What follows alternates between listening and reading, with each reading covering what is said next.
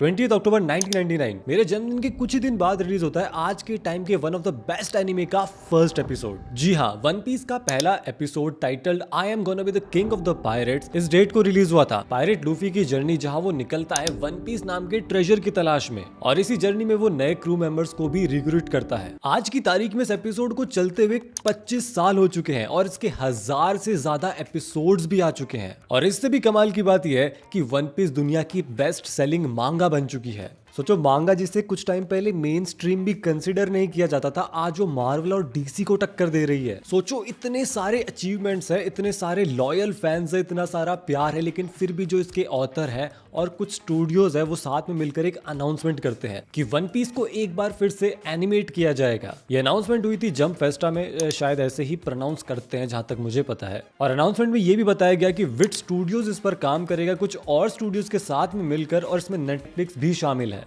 इस रीमेक का announcement YouTube पर भी हुआ था एक छोटी सी टीजर के साथ में, और जो जंप फेस्टा था उसमें इसके ऑथर इचिरो ओडा ने कहा कि वो एक बार फिर से रीडिजाइन करना चाहते हैं इस प्रोजेक्ट के थ्रू वन पीस को मॉडर्न वे में।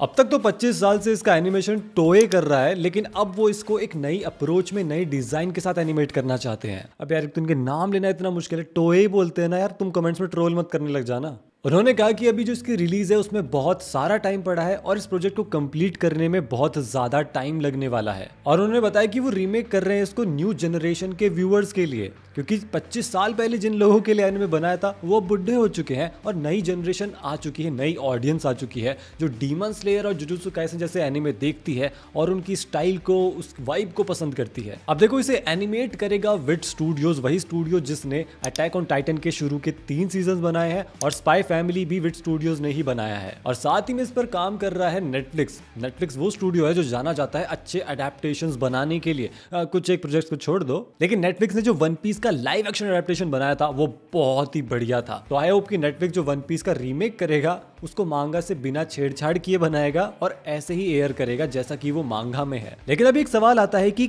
एनिमे जो 25 साल से चल रहा है, अभी भी चल रहा है, खत्म नहीं हुआ है और लगभग 5 साल और चलने वाला है, उसको रीमेक करने की क्या जरूरत थी? और ऐसा भी नहीं है कि लोग पसंद नहीं कर रहे, लोगों को बहुत अच्छा भी लग रहा है। तो बात ऐसी है कि वन पीस की जो स्टोरी है ना, उसने दुनिया का दिल तो जीता है और इसको कितना प्यार मिला है वो आप इसकी मांगा सेल से अंदाजा लगा सकते हो। लेकिन अगर आज के दिन कोई व्यूअर जाकर वन पीस का पहला एपिसोड देखता है तो उसका रिएक्शन बड़ा ही अजीब निकलता है। उस नए व्यूअर को इसका एनिमेशन स्टाइल बिल्कुल पसंद नहीं आता है। अब देखो, हर व्यूअर ना बैकग्राउंड चेक करके एनिमे स्टार्ट नहीं करता है। लोगों को अंदाजा ही नहीं होता कि एनिमे 1999 में स्टार्ट हुआ था। कुछ लोग पहला एपिसोड देखते हैं, एनिमेशन क्वालिटी को जज करते हैं और बोलते हैं कि यार इसे तो जाने दो यार, मजा नहीं आ रहा है, इससे अच्छा तो मिसट्रीटेड ब्राइड। तो सबसे पहला रीजन जो रीमेक कराएगा वो यही रहेगा कि भाई साहब, इस बार पहले एपिसोड से जो क्वालिटी रहेगी वो टॉप क्लास होगी। जैसे अटैक ऑन टाइटन का सीजन 1 था, डीमन स्लेयर का सीजन 1 था, किसी भी लीडिंग एनिमे को ले लो। इससे होगा ये कि एक नई जनरेशन जुड़ जाएगी ऑडियंस की। देखो, ऑलरेडी करोड़ों फैंस है इस एनिमे के, लेकिन नए एनिमेशन के साथ में और करोड़ों जुड़ जाएंगे वन पीस की कहानी के साथ में।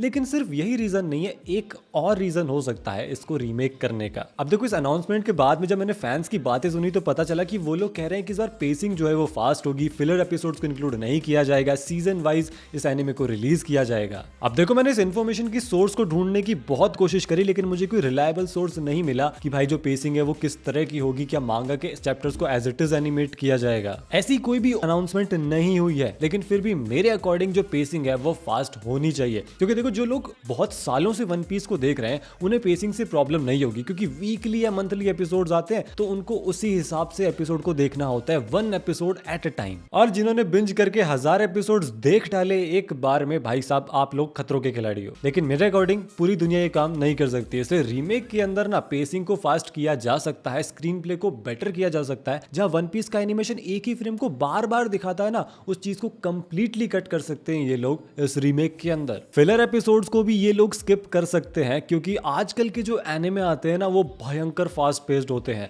उनमें फिलर जैसी चीज होती नहीं है आजकल। पर यहाँ पर भी एक दिक्कत है, जहाँ पर वर्ल्ड बिल्डिंग हो रही हो, जहाँ पर स्टोरी इतनी ग्रैंड हो, वहां पर फिलर एपिसोड्स का कुछ और मतलब होता है। आपको एक्चुअली में फिलर्स के थ्रू उस दुनिया की एक्स्ट्रा जानकारी दी जा रही है और ये वर्ल्ड बिल्डिंग का ही एक पार्ट है। जैसे कि सीरीज के स्पिन ऑफ्स बनते हैं, वन शॉट्स निकलते हैं, वैसे ही वन पीस के अंदर जो फिलर्स है वो इस दुनिया को एक नया एंगल प्रोवाइड करते हैं। हैं। तो हाँ, रीमेक करना सेंस बनाता है for new viewing experience, for new audience and for new pacing. लेकिन इसी के साथ मैं आपको एक और न्यूज बता देता हूँ कि वन पीस के ऑथर ने जिस साल मांगा लिखी थी वन पीस की, जो पहले कुछ चैप्टर्स लिखे होंगे, उसके अगले साल उन्होंने एक स्पिन ऑफ सीरीज भी लिखी थी 5 चैप्टर्स की, या कह लो कि उसमें 5 स्टोरीज थी जो कि वन शॉट थी। उन 5 स्टोरीज में से एक स्टोरी का नाम था मॉन्स्टर्स, और इस स्टोरी पर ना एनीमे ऑलरेडी बन चुका है और वो जनवरी में नेटफ्लिक्स पर स्ट्रीम भी होने वाला है। अब अगर जो मैंने न्यूज बताई है उसमें कोई गड़बड़ है तो आप मुझे करेक्ट कर देना कमेंट सेक्शन में। तो आप लोग बताओ, क्या आप लोगों ने वन पीस ऑलरेडी देख रखा है तो क्या आप इस न्यू एनिमेशन को फिर से देखोगे, और अगर नहीं देख रखा तो क्या आप इस